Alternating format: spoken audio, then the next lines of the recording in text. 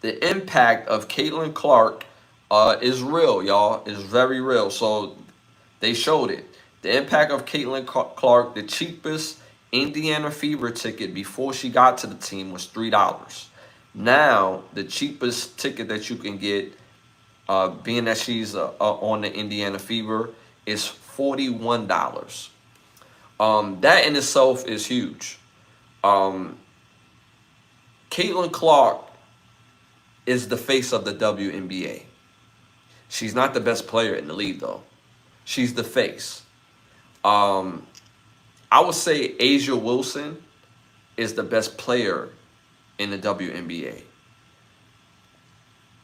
But she doesn't affect the business of the WNBA the way Caitlyn Clark does. That is just a fact. Asia Wilson could lead her team to the next 2 WNBA finals, the next 2 MVPs. And mind you, she got quite a few MVPs already. I believe she got 3. It's not going to change the trajectory of who people are drawn to see. Same thing with music and in movies, right? Some of the best actors in the world it's not the biggest draw, right? We all say Denzel is the best actor in the world. Not all of us, but most people would say Denzel, Will Smith. You know, we're going to say that, right? Jeffrey Wright, these type of actors, right? But they're not the biggest draw, right? Same thing in music. Y'all don't actually believe that the biggest artists in the world in music are the biggest artists in the world of music because they're the best. We don't think that, do we? Of course not, right? Whether it's singing, whether it's rapping, it doesn't work that way, right? So in sports, it's kind of the same way.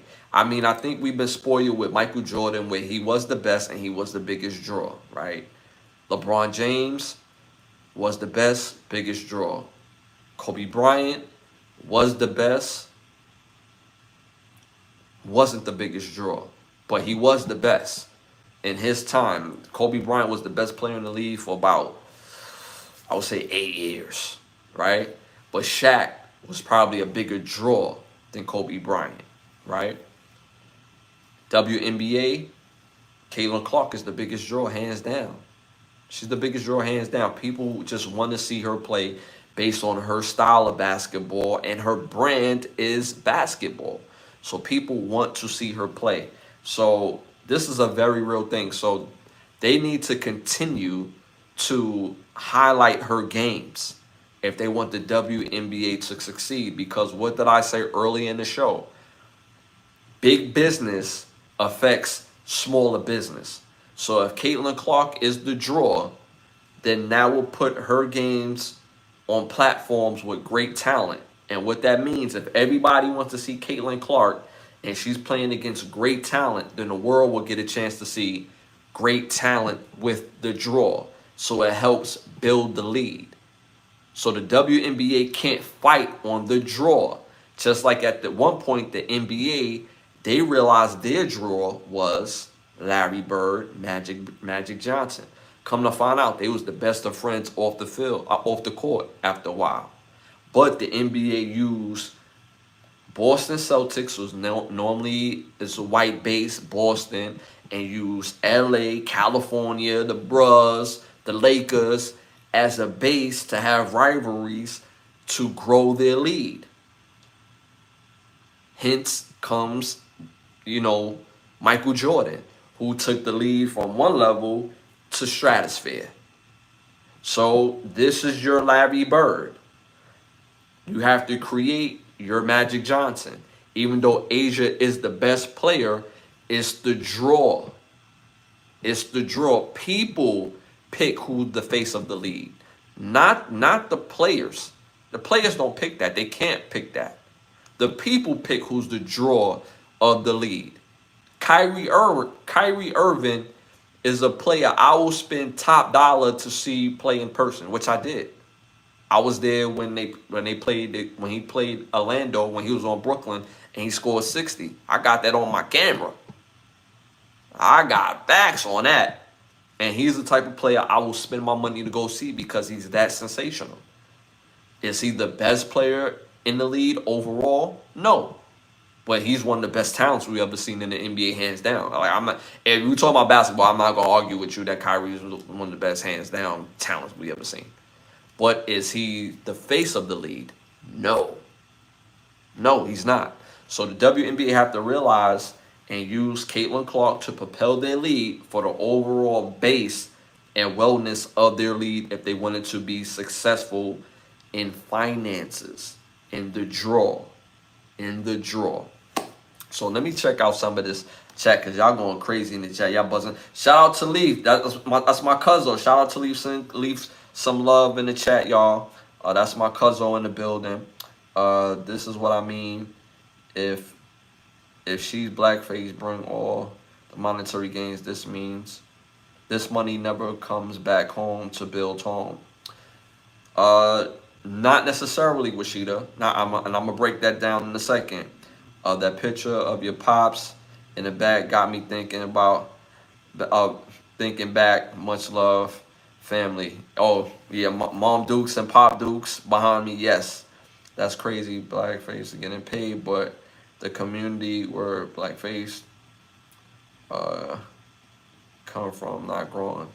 Look, Hollywood or White House. Send them all to Turkey. Let me pick. All right, so here's what it is, right?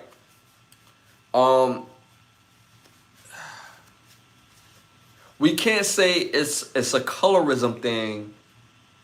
It's not an end all be all colorism thing when it comes to the WNBA and Caitlyn Clark, right? Again, it's draw, right? So, for example, Caitlyn Clark is a draw, right? I'm just going to use her name because she is a draw, but she's not quite the draw. Even though Asia Wilson is the best player in the league, she's not quite the draw, right? A person who can be or could have been a draw, and that's what they was trying to do, but it's failing epically, is Angel Reese, right? Beautiful sister, tall, right? That plays basketball. We've seen her beat Caitlyn Clark in college, where the team beat Caitlyn Clark's team in college, right? The WNBA was trying to use that, right? But Angel Reese can't compete with Caitlyn Clark in basketball only because Angel Reese needs to work on her offensive game. She's a good rebounder, good defender, beautiful, but her brand is not basketball only, right? We see her at a multitude of platforms. But none of these things will be a conversation if Angel Reese's offensive game was like that. If her offensive game was like that, then the WNBA easily could have used Angel Reese, Caitlyn Clark to build the lead. So that's why I can't say it's a race thing. Is that Angel Reese just don't have the offensive prowess to carry that. Like, let's be real, it's basketball. People like to see people score. Caitlyn Clark, step back three-pointer. Come back down off the pick and roll, step back three-pointer. Shake and bake, pass. Shake and bake again, pass. Shake and bake, step back three-pointer. That's her game. It's exciting to watch. Angel Reese getting rebounds, miss putbacks, pick and roll. She's missing three-point shots. If her offensive game was more efficient and it looked better, it didn't look elementary, then the league will find itself in a great standard because Angel Reese has the look, she has the presence, but her offensive game doesn't match. That's not a diss to her. That's based on what I'm seeing. So again, if that was the case, this conversation, it would be completely different because now they have two players that they could build the lead on, and it's not race-based. So I think Caitlyn Clark is getting the love because of her skill race plays a component because of her skill, because we don't see so many girls who look like her that have that type of skill. But there's quite a few girls that look like her that has that type of skill and has the tradition in the league that has her type of skill. Diana Taurasi, Sue Bird. I mean, I could go on and on, right? But at the end of the day, what's going to take for the league to survive is that women, y'all ladies, y'all got to support the league. Y'all know who the biggest contributors and the biggest supporters of the WNBA? Men. There's more women than men in the world. When I go to Orlando Magic game, there's a whole lot of women in there. So why y'all not going to the WNBA games? So the ladies, y'all got to support, show up, and show out more than any and everybody else. I'm just saying. So that's what it's going to take for that league to survive. But the fact that the cheapest ticket used to be $3 and now it's $41, it's a step in the right direction. And you have to use Caitlyn Clark to let the league elevate, so that way people under her who has more talent or just as good of talent could be on display, so that way they can make their money as well. That's how that works. So what's what she's good at? Oh, you talking about Angel Reese? I said it. I said what she's good at. I said she's good at rebounding, and I know people out there gonna be crack jokes talking about me bounds. It's still a rebound, y'all. Right? She's good at rebounding, and she's good at defense. She's a good shot blocker. She has good feet. She can steal the ball. She plays off pick and rolls fairly well. She could get better at defending the pick and roll a little bit better. But it's her offensive game. She's not good at anything offensively. At anything. She's not great at, outside of offensively, rebounding the ball, but she's not great at layups. Her layups look elementary. She doesn't have moves. She doesn't have the crawl. She doesn't have a good spin. She doesn't have a step back. She doesn't have a reliable spot-up shot. It looks bad. It really looks bad. So if she was to be more efficient on the offensive side and had like a little bag, Angel Reese would be through the roof. She'll be through the roof. Nah, I'm confused by those numbers. The game is fixed. Pay attention, man. You think the game is fixed? Yeah, you're not going to get men to agree with that. Because sports, when we talk about sports, most men, we go by what we see. And what that means is whatever talent is on the court or on the field, and whoever's the best of that talent is just the best. That's how we think. Yeah, there's no secret. Now